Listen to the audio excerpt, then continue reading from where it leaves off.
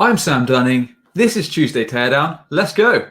Today we have got Paragon Life, and the whole purpose of this site is to generate leads. So they want to generate inquiry form fills or people giving them a call to get a quote or a consultation. So looking at the design, it's actually quite fresh and quite vibrant on the whole.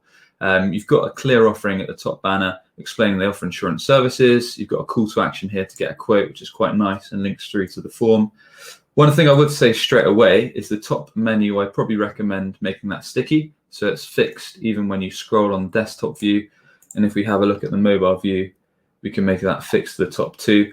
I'd also recommend having a call to action in the top menu. So putting the phone number in this menu. So if people want to click that phone number, or on the mobile view, you could have a phone icon here so they can easily click that phone icon no matter what page they're on and call a consultant straight away for a quote or consultation on both views. Scrolling down, it's quite a nice quirky design, explains what they do.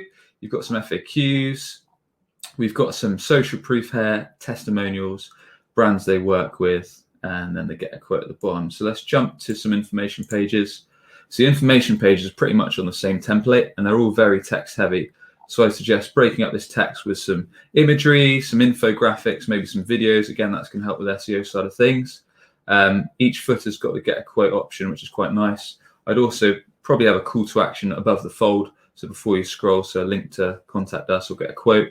And also just to bolster confidence, we could use some of the testimonials or brands maybe halfway down the page just to build confidence with users on each page. And that applies to all the inner pages here. The only other thing this website needs is a dedicated contact page. It doesn't actually have one, so that's going to help with SEO. You can set up obviously a contact form, have the Google map, have the address, and have the phone numbers on that contact page there. Looking at the page speed, on desktop it's okay at 1 second. Mobile, it needs some work, so it takes 3.1 seconds to load the mobile homepage. So that is going to put users off. That's going to affect the bounce rate. So if we can get that down to 1 second or less, it will help with reducing bounce rates and it will help improve conversion rates to drive more leads. And overall, not a bad site. So that's it for this review, guys. And if you'd like your site reviewed next week, drop me a message or paste the link below. Catch you soon.